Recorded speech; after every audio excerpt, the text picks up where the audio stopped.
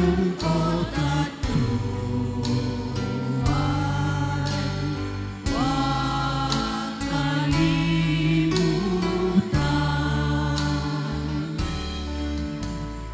Ikaw ba'y dumadalangin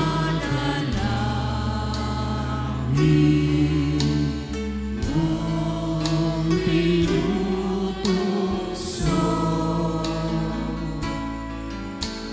sa kanyang awa't pag-ibig? Ang Espiritu'y sumo na siyang magtitipid. Panalangin na naaalay kung ang iwasayan, kaya't sa lungkot at tuwa'y huwag kalimutan.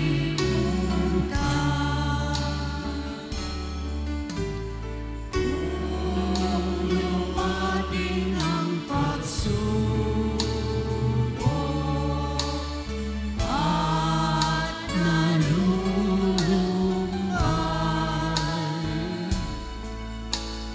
kung may galit sa iyong puso, siyang hadlang sa iyong daan.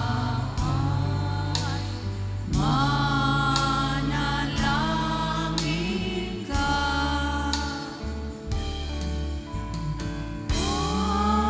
Panalangin nag-aalay kung katiwasayan, kaya't sa lungkot at tuwa'y huwag kalimutan.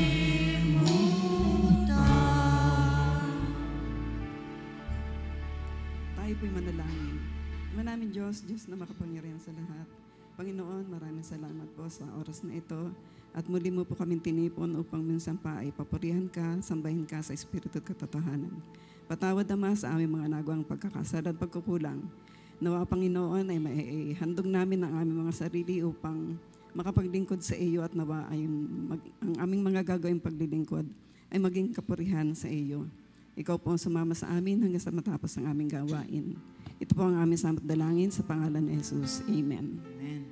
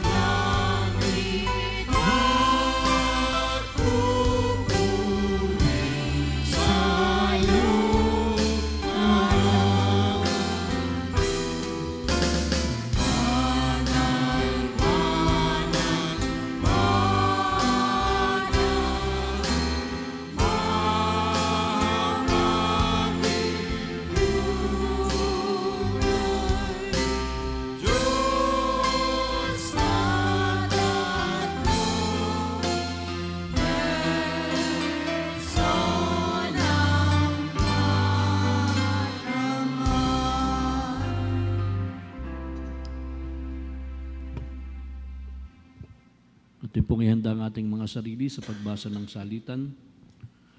Mga kapatid, narito ang isang pangkaraniwang halimbawa. Kapag nalagdaan na ang isang kasunduan, hindi na ito mapapawalang saysay ni madaragdagan. Ngayon, nangako ang Diyos kay Abraham at sa kanyang supling. Hindi sinasabi at sa kanyang mga supling na ang tinutukoy ay marami, kundi at sa iyong supling na iisa ang tinutukoy at ito'y si Kristo. Ito ang ibig kong sabihin. Pinagtibay ng Diyos ang isang kasunduan at ipinangako niyang tutuparin ito. Ang kasunduang iyon at ang mga pangako ng Diyos ay hindi mapapawalang saysay ng kautusan na dumating pagkaraan ng 430 taon. Kung ang pamana ay pinagkakaloob dahil sa kautusan, hindi na ito dahil sa pangako. Ngunit ang pamana ay ibinigay ng Diyos kay Abraham bilang katuparan ng kanyang mga pangako. Puri ng Diyos sa pagkabasa at pagkadinig ng kanyang salita. Tayo po'y panalangin. Kataas-taas ang Ama na makapangyarihan sa lahat. Muli nagtataas po kami ng tinig ng pagpupurit, pagpapasalamat sa iyong kabanal-banalang pangalan. Salamat, Ama, sa pagkakataong ito na muli kami inyong pinagsama-sama upang mag-aral, makarinig ng inyong banal na salita. Ama, dalangin po namin sa iyo na gabayan niyo po ang taong itatayo niyo po sa aming harapan. Lahat ng manggagaling sa kanyang mga labi ay naayon sa iyong banal na kalooban. Ihanda niyo po sana ang aming mga puso't isipan. Tanggapin namin po ang mga salitang ito na biyaya sa bawat isa upang makalakad kami ng ayon sa iyong banal na kalooban. Ang lahat ng bagay pong ito ay aming sinasamot at dinadalangin sa pangalan ni Kristo Jesus. Amen.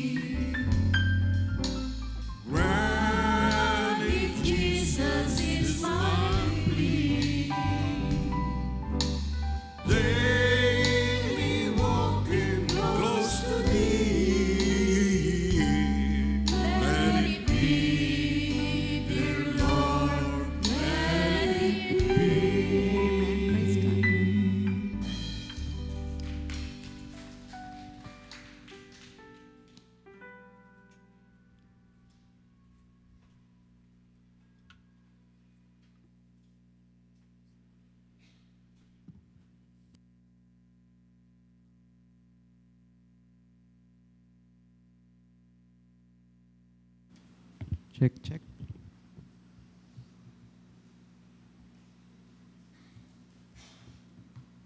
Magandang umaga po sa ating lahat, mga kapatid. Palakpakan po natin ang Panginoon. At salamat po sa Panginoon dahil tayo po ay nagkaroon ng opportunity once again na makapakinig ng salita po ng Diyos. At una po sa lahat, salamat po sa Panginoon. And at the same time, salamat po sa inyong mga panalangin para sa akin pong asawa. At siya po ay naka-rest po ngayon, naka-bed rest po siya sa bahay. But salamat po sa Panginoon dahil all is well, no? At lahat po yun ay sa tulong at biyaya ng Diyos. Tayo po ay manalangin. Panginoon, salamat po sa umaga pong ito na binigay mo po sa aming lahat.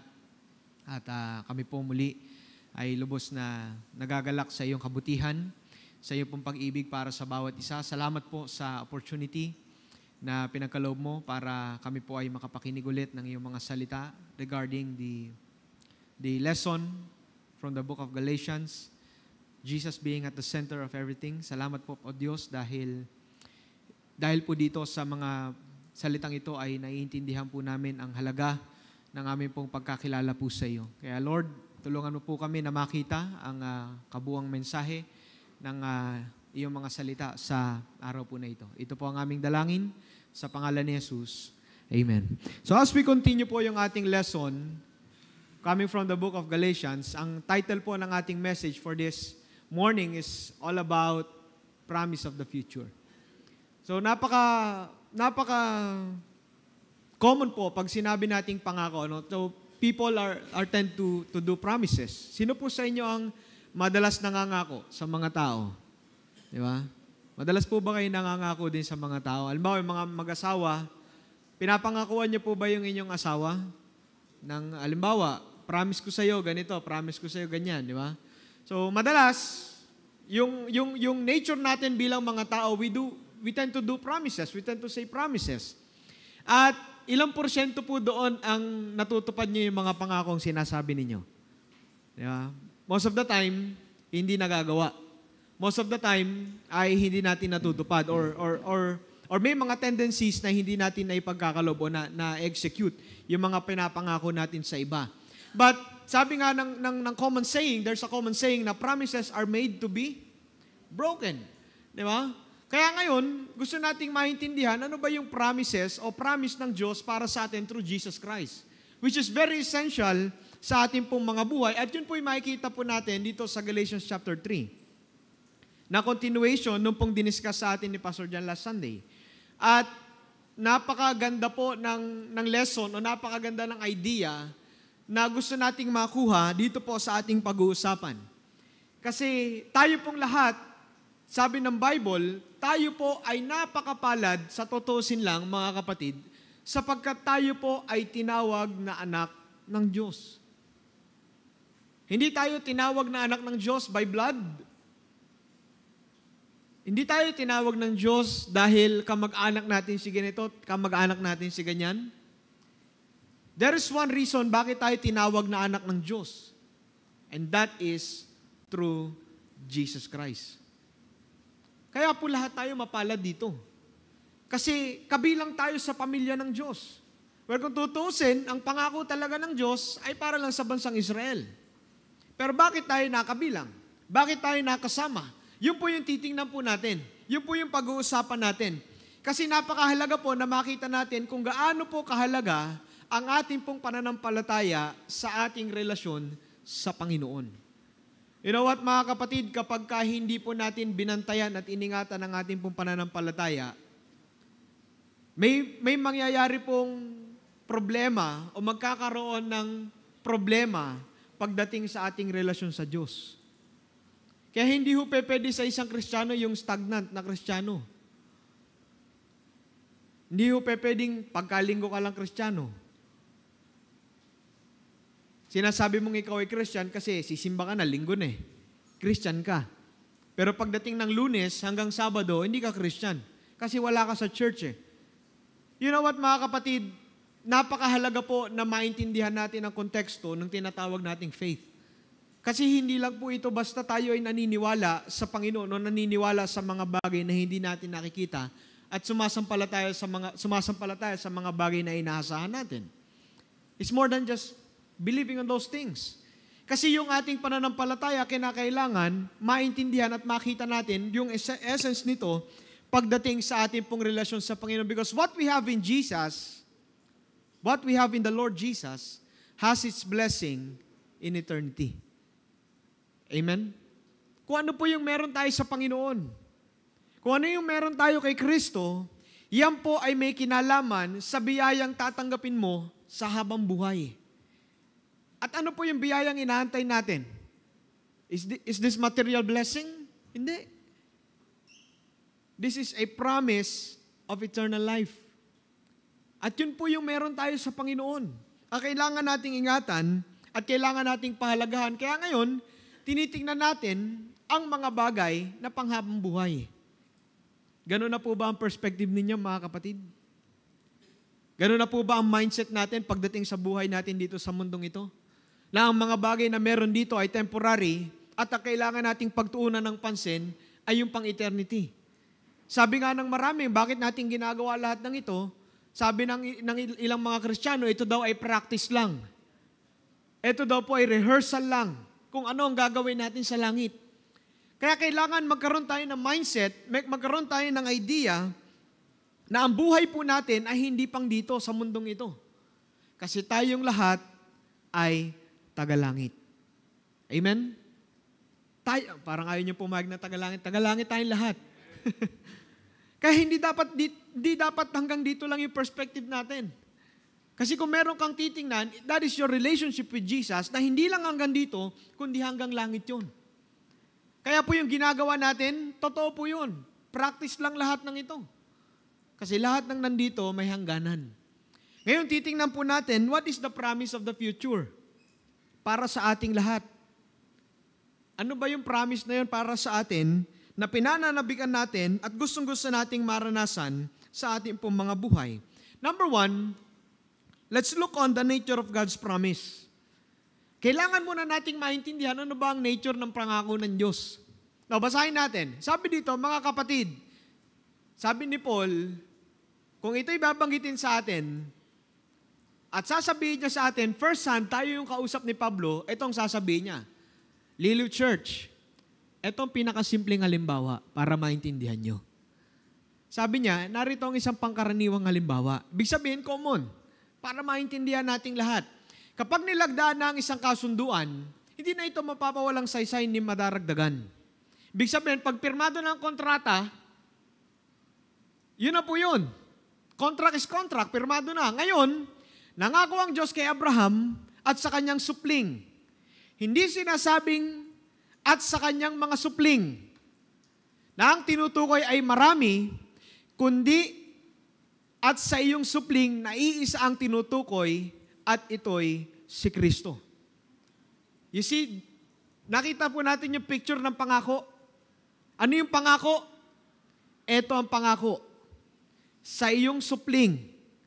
To make it short, yung supling na yon coming from the lineage of Abraham, that is Jesus. That is the nature of the promise. Kaya nagsabi, ito ang ibig ko sabihin.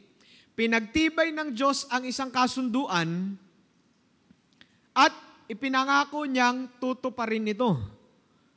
Ang kasunduang iyon at ang mga pangako ng Diyos ay hindi mapapawalang saysay ng kautusan na dumating pagkaraan ng 430 taon. Kailan po binigay ang commandments? Kay Moises. Ilang taon yun? 430 years. Nung sila po'y nasa Egypt, lumabas sila 430 years, to be exact. Binigay ang 10 Commandments. Kung ang pamana ay pinagkakaloob dahil sa kautusan, hindi na ito dahil sa pangako. Nakuha niyo po yung idea na sinasabi ni Paul? Kung ang promise ay pinagkaloob because of the law, hindi po promise ang tawag doon.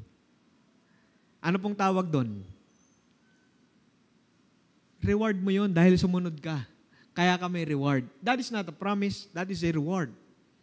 Kung ang pamana ay pinagkaloob dahil sa kautusan, hindi na ito dahil sa pangako.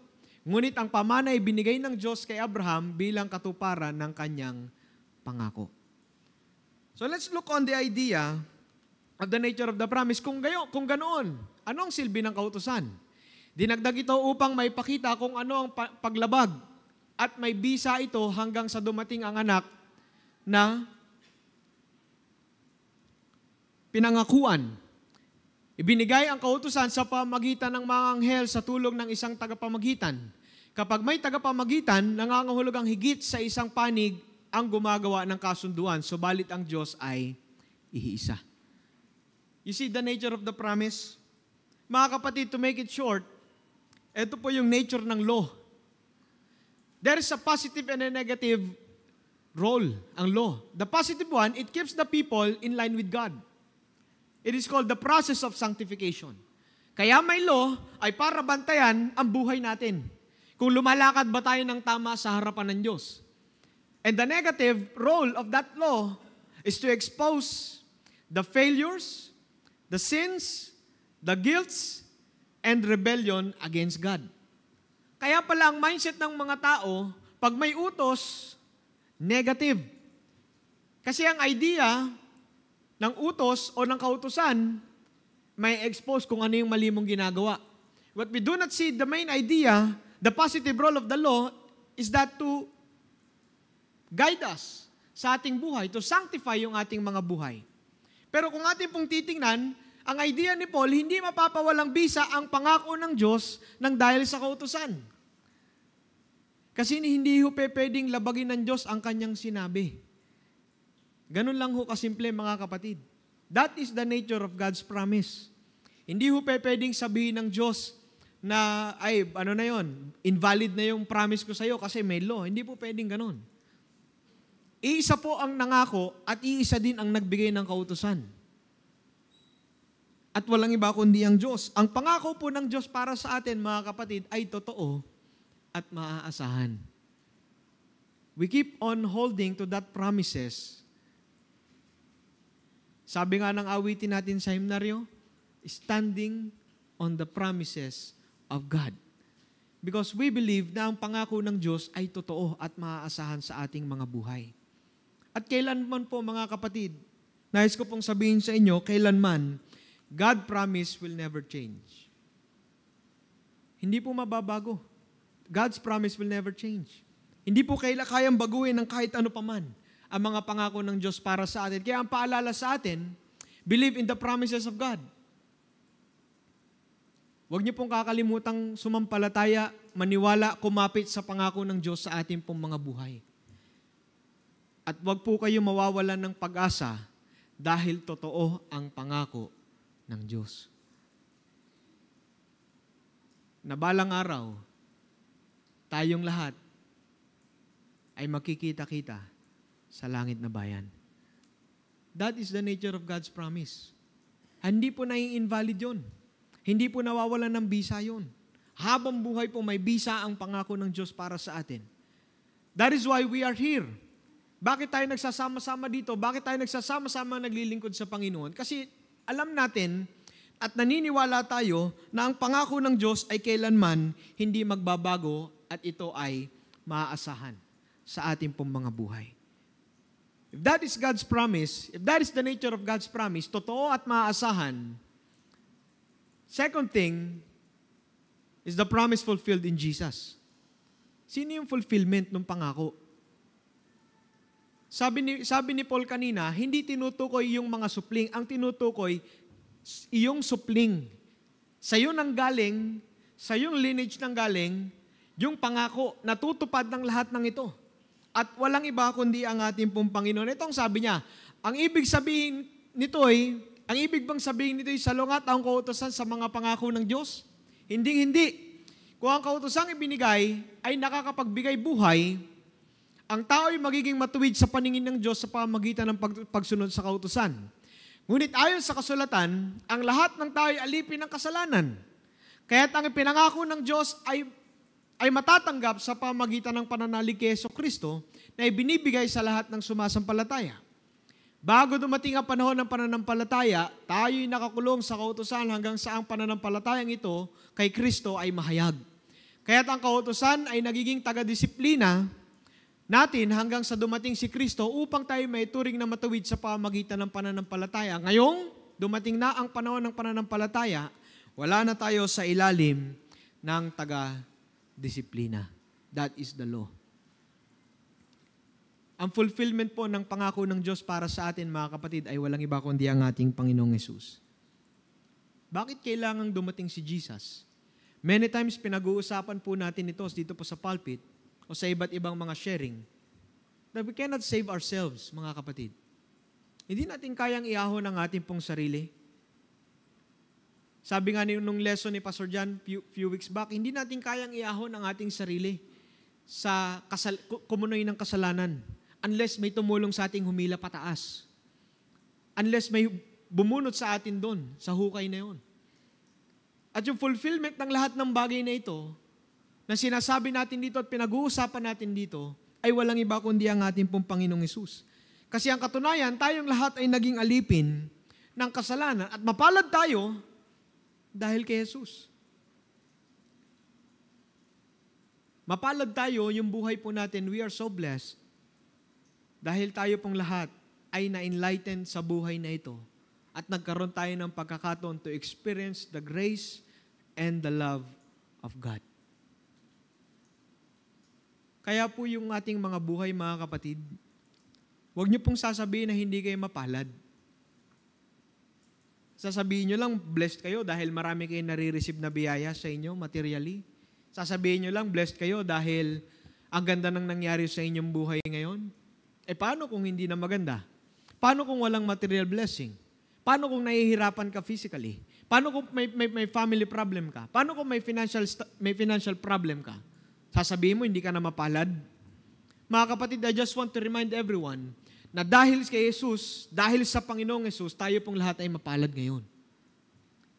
Dahil kung tutusin, hindi po natin kayang iahon at iligtas ang ating pong sarili. Those who have believed in Jesus will receive the promise.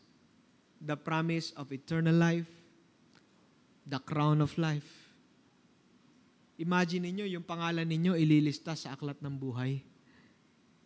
Hindi dahil mababait tayo, hindi dahil lagi tayong pumupunta sa church, hindi dahil lagi kang present sa mga fellowships, pero ililista yung pangalan mo sa aklat ng buhay dahil naniwala at nanampalataya ka sa pangako ng Diyos na si Jesucristo. Those who have believed in Jesus will receive the promise. Kaya dapat maging masaya ang buhay. Because that promise is not temporal, but eternal. Yung pangako ng Diyos na inaasam-asam at iniintay natin, yun po ay eternal promise para sa ating lahat. Kaya nga sabi ko sa inyo, mga kapatid, yung buhay natin, hindi dito yan eh. Wala namang masamang mag-enjoy at mag-ayusin ang buhay dito sa mundo. Pero hindi po yun ang endgame. Ang endgame sa langit. Kaya yung pangako na yun, mas lalo kang manabik kasi hindi mo yung makikita dito. Lalo kang manabik kasi yun ay nasa langit. At Diyos lamang ang magkakaloob nun para sa atin. So paano natin iingatan at aayusin ang ating pong mga buhay? Una, kailangan nating mamuhay ng malaya. Malaya saan? Sa pagkakaalipin sa kasalanan. Meaning to say, kailangan hindi ka namumuhay sa kasalanan ngayon. Meaning to say, ang buhay mo, dapat inaayos mo. Yung buhay mo, iniingatan mo. Yung buhay mo, dapat nasa process ng sanctification. Kailangan nagiging magandang halimbawa yung buhay mo sa buhay ng ibang tao. Second, have a quality life in Jesus. Paano nyo po sasabihin quality ang buhay niyo sa Panginoon? Di ba? Quality. Sabihin nyo nga po, quality. Yan. Pag tinignan kaya ng ibang tao yung buhay natin, meron kayang quality. Kasi bilang isang Kristiyano, dapat may quality ang buhay natin sa Panginoon.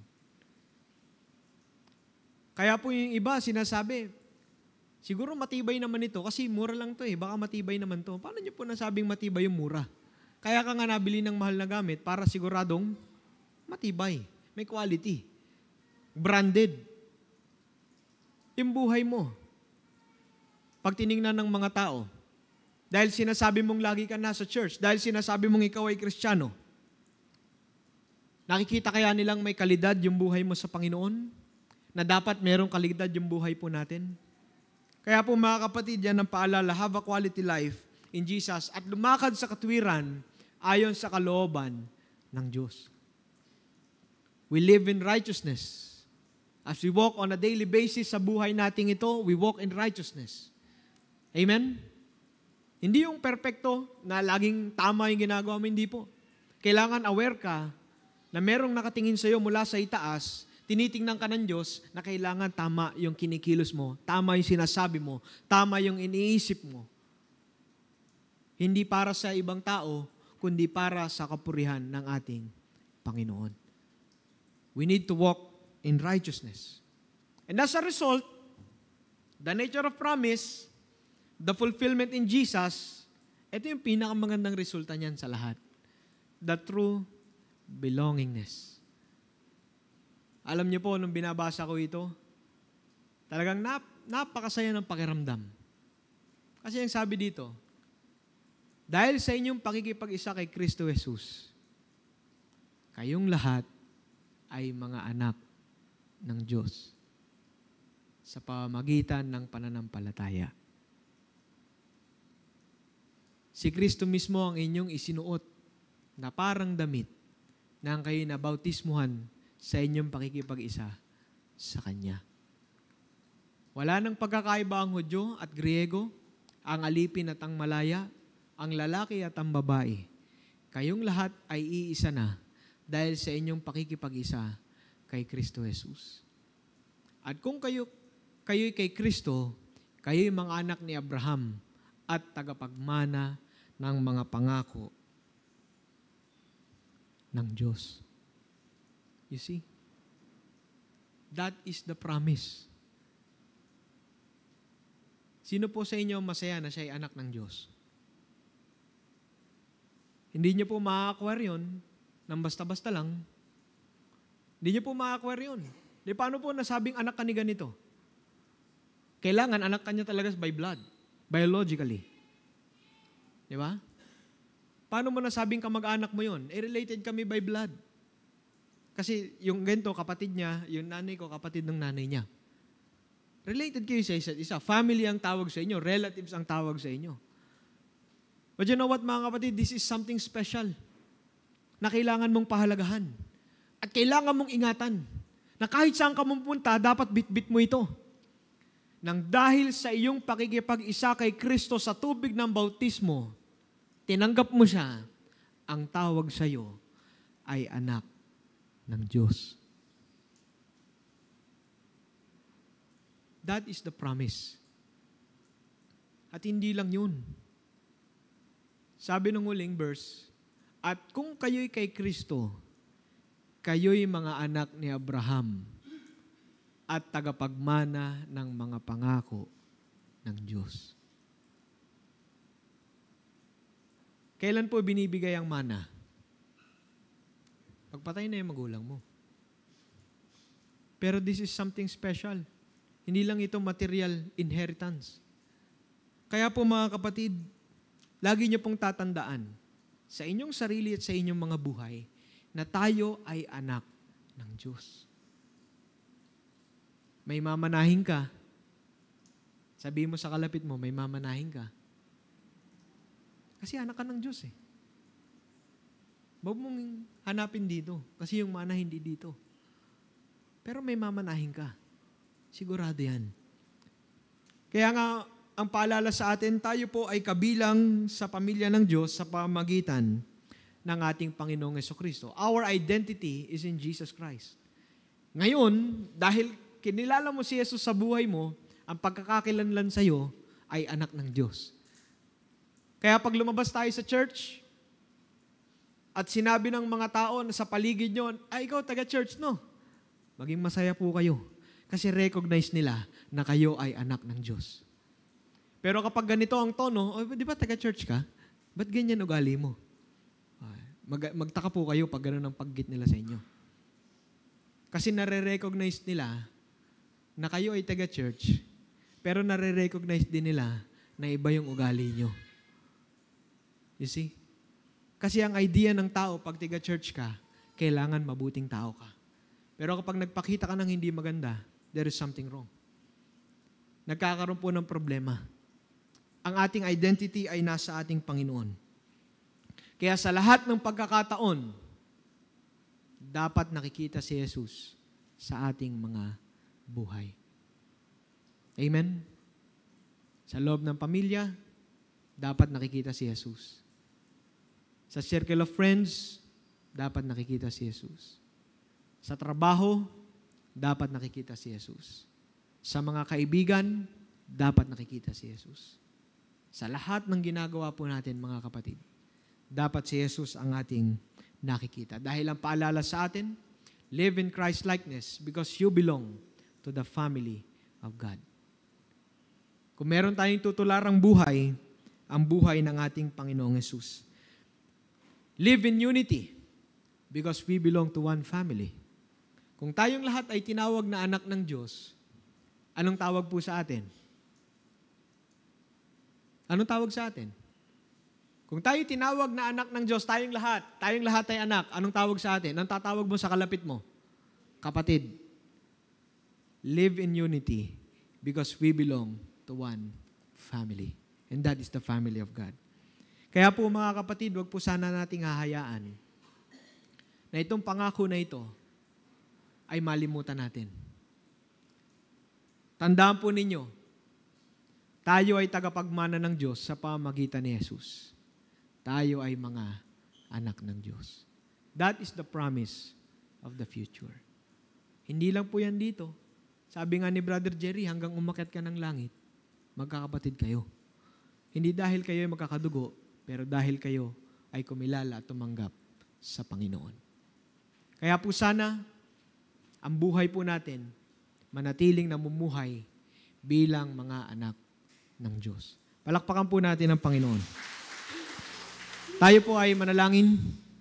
Dakilang Diyos, salamat po sa oras po na ito na iyong pinagkaloob po sa aming lahat sa pagkakataon na narinig po namin at naunawaan namin ang mensaheng ito. Ang iyo po mga pangako na natupad sa pamamagitan ni Jesus.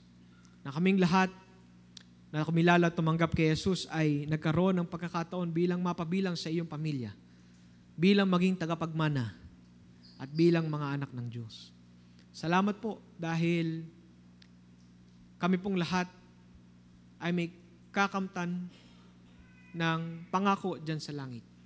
Alam po namin, O Diyos, na bagamat napakaraming mga bagay ang aming pong pinagdadaanan, pero isa lamang po ang sigurado sa aming mga buhay, na kami po ay may gantimpala at may mamanahin dyan sa langit dahil sa iyong anak na si Jesus. Salamat po, Panginoon. Pagpalain mo ang aming buhay sa pangalan ni Jesus. Amen. Tayo pong lahat ay tumayo. At sa oras pong ito, tayo po ay awit ng ating invitation song. At kung meron man po tayong kasama sa umaga pong ito na hindi pa tumatanggap at hindi pa kumikilala sa Panginoon bilang kanyang tagapagligtas, bilang Panginoon. Ito na po ang pagkakataon mo. Kapatid, kaibigan, mga bisita natin, lumapit ka dito sa unahan at kilalanin mo si Jesus sa iyong buhay. Dahil narinig mo ang pangako na kaakibat ng ating relasyon sa Panginoon.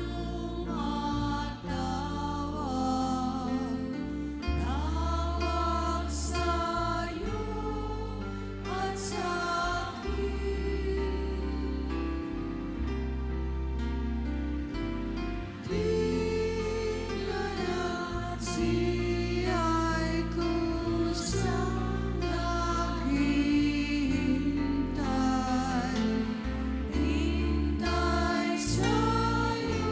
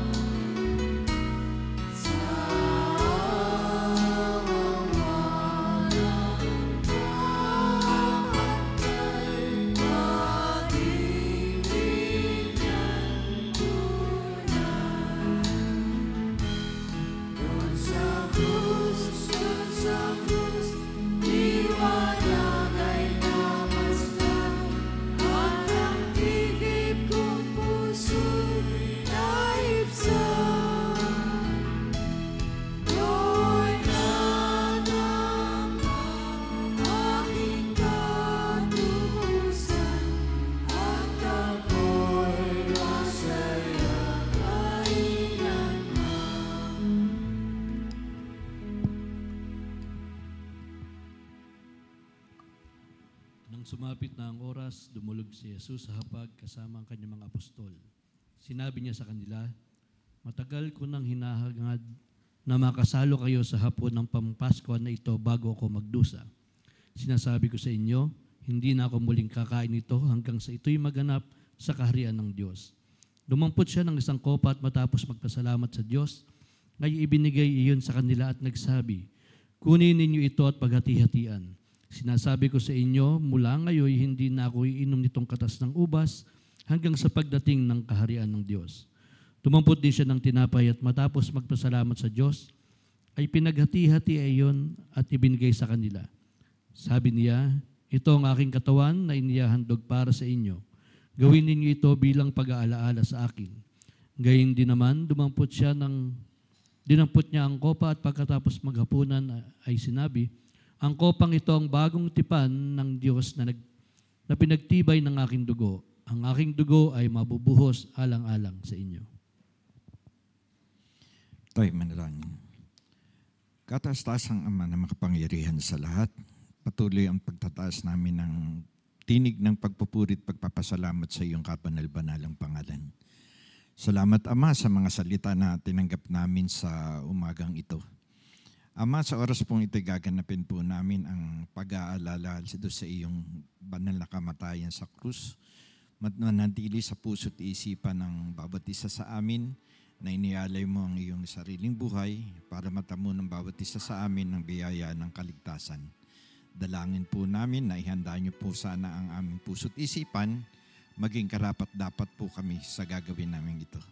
Ito, Ama, ang misamot dalangin sa pangalan ni Kristo Jesus. Amen.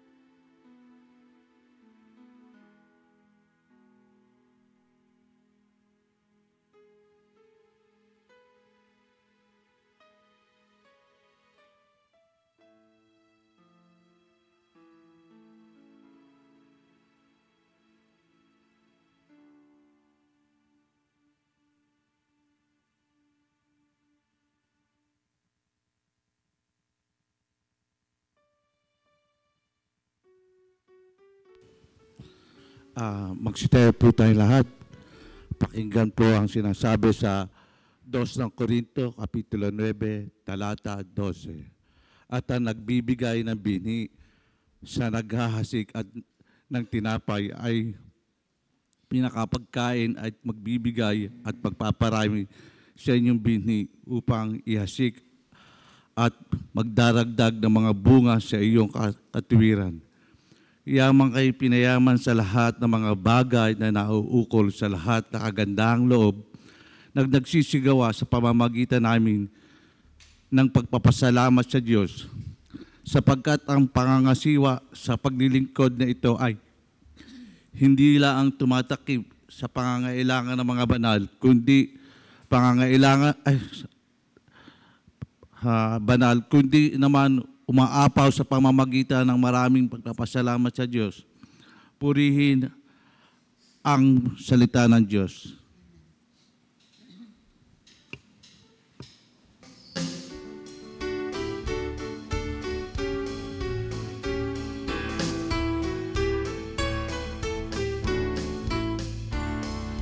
Kung sa kabuhay ika'y iagis at inulog ka pa ng iyong isip, alalahanin dakilang pag-ibig na kaloob sa'yo ng Diyos sa langit. Ang pag-ibig ay iyong pinagin, palagi ay alalahanin. Pag-ibig niya ay iyong isipin, dakilang palay ko ng namin. Kung mabigat na lupa ang iyong pasan, ikaw ay lubos na nahihirapan. Para isipin ng panginhawaan, at ang tampay mo ay pamingkatpaan. Ang pag-ibig niya iyong pinangin, palagi ay alalahanin. Pag-ibig niya ay iyong isipin, dakilang palay ko ng namin.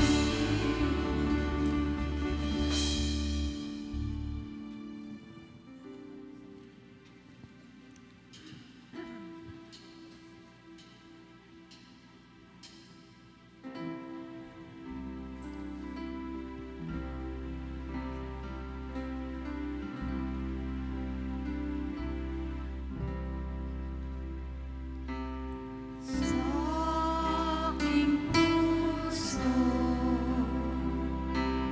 sa aking puso, Jesus, tumahan ka doon. At tirahan ang panghayon, ang puso ko, Panginoon.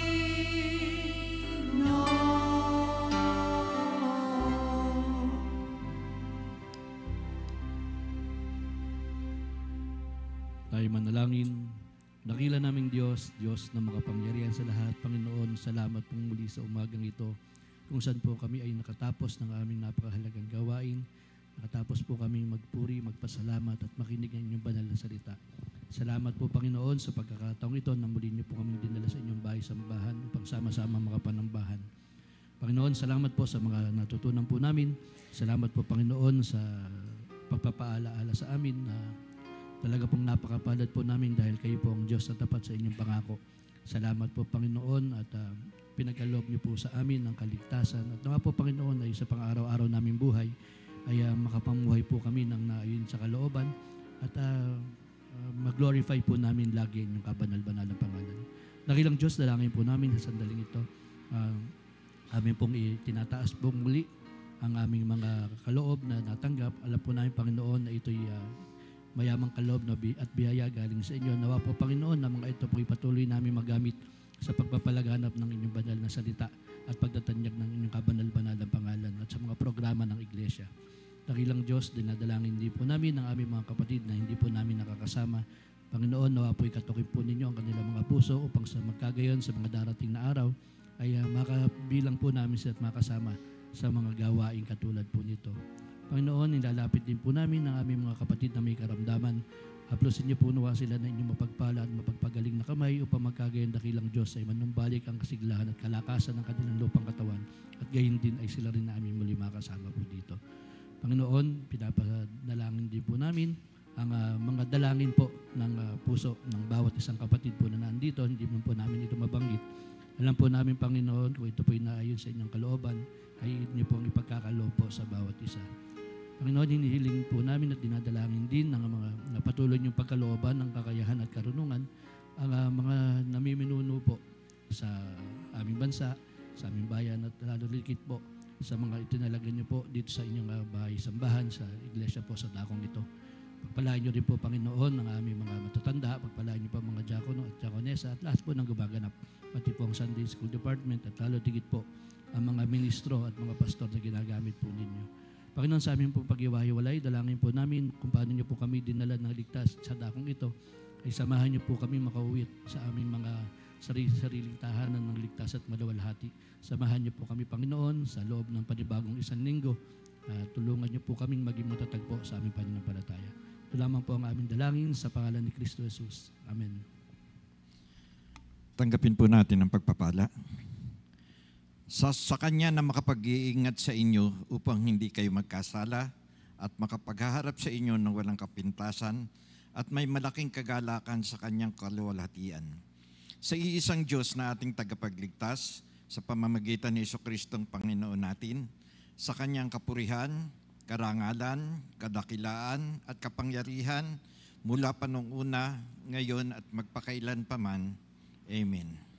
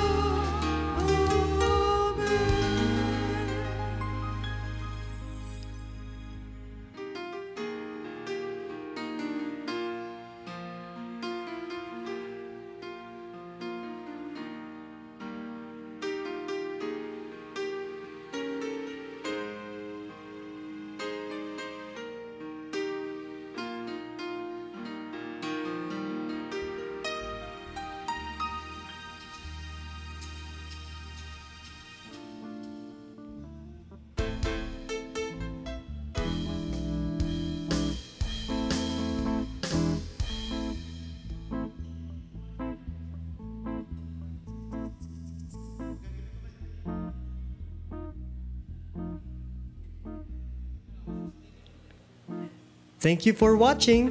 We are glad that you were with us in worshiping God. Please continue to share the word and live out the word.